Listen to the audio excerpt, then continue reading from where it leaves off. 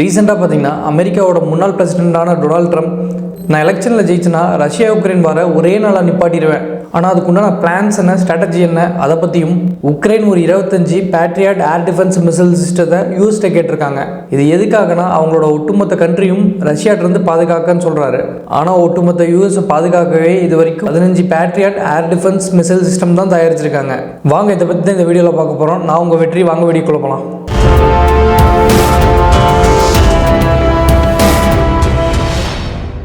ரீசெண்டாக பார்த்தீங்கன்னா அமெரிக்காவோட முன்னாள் பிரசிடென்டான டொனால்ட் ட்ரம்ப் ஒரு பீஸ் பிளானுங்கிற ஸ்ட்ராட்டஜியை பேசிட்டு இருக்காரு. இது என்னன்னா, இந்த ரஷ்யா உக்ரைனுக்கு நான் போகிறேன், இந்த பீஸ் பிளான் ஸ்ட்ராட்டஜி யூஸ் பண்ணி நான் சால்வ் பண்ணிடுவேன், அதுவும் 24 மணி நேரத்துலேயே சால்வ் பண்ணிடுவேன் அப்படிங்கிற மாதிரி சொல்கிறாரு.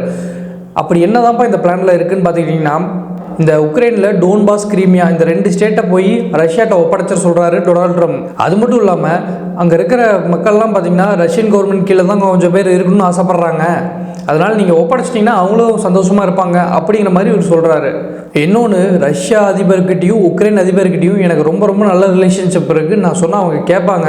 கிட்டத்தட்ட ஒரு வாடா போடா ரிலேஷன்ஷிப் தான் எனக்கும் அவருக்கும் இருக்குது. இந்த ஒரு காரணத்தினால என்னால் 24 மணி நேரத்தில் இந்த வாரம் நிப்பாட்டிட முடியும் அப்படிங்கிற மாதிரியும் சொல்கிறாரு. இல்லை, இவங்க 2 பேருமே எதுக்கும் ஒத்துவராட்டி நான் ஒன்று தான் போய் ஜெலன்ஸ்கிட்ட சொல்லுவேன், உனக்கு வாரம் நிப்பாடுறத தவிர வேறு வழியே இல்லைங்கிற மாதிரியும் சொல்லுவேன். இந்த பக்கம் புட்டின்ட்ட போய் நீங்கள் சண்டை போடுறத நிப்பாட்டாட்டி உக்ரைனுக்கு தேவையான எல்லா ஆயுதங்களையும் நாங்கள் கொடுத்துருவோம், இது எல்லாமே ஒரே நாள் நடத்தி காமிப்பேன் அப்படிங்கிற மாதிரி அவர் சொல்கிறார். இதுக்கு பேர் தாங்க மிரட்டி பணிய வைக்கிறது. ஒருத்தங்க நம்ம டீலுக்கு ஒத்து வராட்டி ஒன்று சண்டையை நீ நிப்பாடணும், இல்லாட்டி இவன் சண்டை போகிறதுக்கு உண்டான எல்லா ஆயுதத்தையும் இவனுக்கு நான் சப்ளை பண்ணிடுவேன் பார்த்துக்கோ அப்படிங்கிற மாதிரி மிரட்டுவாங்கிறாரு. சரி, இதை பற்றி எக்ஸ்பர்ட்ஸ் என்ன சொல்கிறாங்கன்னு பார்த்தீங்கன்னா, இது இருக்கிறதுலே மட்டமான பிளானு. இப்போ உக்ரைனோட 2 ஸ்டேட்டாக ரஷ்யாட்ட ஒப்படைச்சிட்டா ரஷ்யா வார் நிப்பாட்டுவாங்கங்கிறதுக்கு எந்த அஷூரன்ஸுமே கிடையாது. இது இருக்கிறதுலே ஒரு பொலிட்டிக்கலாக மட்டமான பிளானுங்க. இது ஒரு பொலிட்டிக்கல் சூசைட் கூட சொல்லலாம். இன்னொன்று, ஜெலன்ஸ்கி தரப்புலேருந்து என்ன சொல்கிறாருன்னா, நாங்கள் இந்த 2 ஸ்டேட்டை கொடுத்து தான் நாங்கள் வார் நிப்பாட்டணும்னா இதை நாங்கள் 5 நிமிஷத்தில் அப்பயே பண்ணியிருப்போமே, எதுக்கு இவ்வளோ நாள் சண்டை போட்டுட்டு உட்காந்துருக்கோம். அது மட்டும் இல்லாமல் இப்போ இருக்கிற அமெரிக்கன் பிரசிடென்ட் பார்த்தீங்கன்னா இந்த ஐடியாவை 5 நிமிஷத்தில் கொடுத்துட்டு போகிற நிப்பாட்டிட மாட்டார், இதுக்கு ட்ரம்ப் தான் வரணுமா அப்படிங்கிற மாதிரி இவர் கேட்டிருக்காரு. அடுத்து இந்த patriot air defence missile system, இது பார்த்தீங்கன்னா உக்ரைன்றது ஒரு 25 எங்களுக்கு தேவைப்பாங்கிற மாதிரி அவங்களோட பார்ட்னர்ஸான இப்போ யூஎஸ் அந்த யூரோப்பியன் கண்ட்ரிஸ்லாம் இருக்காங்களே அவங்கள பார்த்து கேட்டிருக்காங்க. இப்போ வரைக்கும் யூஎஸை பாதுகாக்கவே இது வரைக்கும் 15 தான் தயாரிச்சிருக்காங்க. அப்படி இருக்கும்போது இவரோட இத்துண் கண்ட்ரியான உக்ரைனை பாதுகாக்க 25 கேட்டிருக்கிறது இவர் ஏதோ பெருசாக பிளான் பண்ணுறாரோங்கிற மாதிரி யோசிக்க வச்சிருக்கு. ஏன்னு பார்த்தீங்கன்னா ரஷ்யா தொடர்ந்து வான்வழியாகவே உக்ரைனை அட்டாக் பண்ணிட்டுருக்காங்க. போன மாதம்லாம் பார்த்தீங்கன்னா தொடர்ந்து வான்வழியாக மட்டும்தான் அட்டாக் பண்ணியிருக்காங்க. உக்ரைனுக்கு நல்லாவே தெரியுது நம்ம ரொம்பவே பலவீனமாயிட்டு இருக்கோம், இப்படியே போச்சுன்னா நம்ம ரொம்ப நாளாக தாக்கு பிடிக்க மாட்டோம், அதனாலேயே ஏர் டிஃபென்ஸை நம்ம இன்னும் கொஞ்சம் ஸ்ட்ராங்காக பண்ண வேண்டிய நிர்பந்தத்துக்கு தள்ளப்பட்டுட்டு உக்ரைனுக்கு நல்லாவே தெரியுது.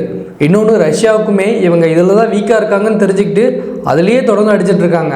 இந்த பேட்ரியாட் ஏர் டிஃபென்ஸ் மிசைல் சிஸ்டத்தோட தன்மைன்னு பார்த்தீங்கன்னா, இது நிலத்திலிருந்து வான்வழியாக போய் தாக்கக்கூடிய ஒரு டிஃபென்ஸ் சிஸ்டம்.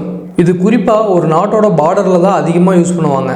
ஏதாச்சும் ஏவுகணை அங்கேருந்து வந்துச்சுன்னா அது அப்படியே போய் இது அட்டாக் பண்ணி ஸ்டாப் பண்ணி தூக்கி எறிஞ்சிரும். இந்த ஒரு டிஃபென்ஸ் சிஸ்டத்தை மீறி எந்த ஒரு மிசைலும் ஒரு நாட்டோட பார்டருக்குள்ள நுழைய முடியாது. அந்த ஒரு காரணத்தினால தான் உக்ரைன் இதை 25 வேணுங்கிற மாதிரி சொல்லியிருக்காங்க.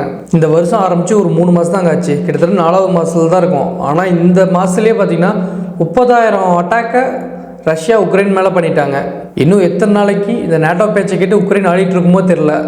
கூடி சீக்கிரம் இவங்க 2 பேருமே ஒரு காம்ப்ரமைஸுக்கு போனால் தான் இந்த அத்தியாவசிய பொருள்களோட விலையெல்லாம் கொஞ்சம் இறங்கும். ஏன்னா நம்ம அத்தியாவசியமாக யூஸ் பண்ணுற அந்த சன்ஃப்ளவர் ஆயிலே பார்த்திங்கன்னா உக்ரைன்லேருந்து தான் மேனுஃபேக்சர் ஆகி முன்னே வந்துருந்துச்சு. இப்போ இந்த உக்ரைன் ரஷ்யா போகிறனால அது கடகடன்னு ஏறிடுச்சு. இது மட்டும் இல்லாமல் இன்டெரக்டாக நிறைய பொருட்களோட விலை ஏறிட்டு தான் இருக்குது. சரிங்க, நம்ம இந்த வீடியோட எண்டிங் வந்துட்டோம். இந்த வீடியோ பற்றி உங்களோட கருத்துக்களை கமெண்ட்டில் சொல்லுங்கள். இந்த வீடியோ உங்களுக்கு பிடிச்சிருந்தா லைக் பண்ணி, ஷேர் பண்ணி, சப்ஸ்கிரைப் பண்ணி உங்களோட ஆதரவு எனக்கு தெரிவிங்க. நாளைக்கு இன்னொரு சூப்பரான வீடியோவில் உங்களை பார்க்குறேன். நன்றி, வணக்கம், வெற்றி.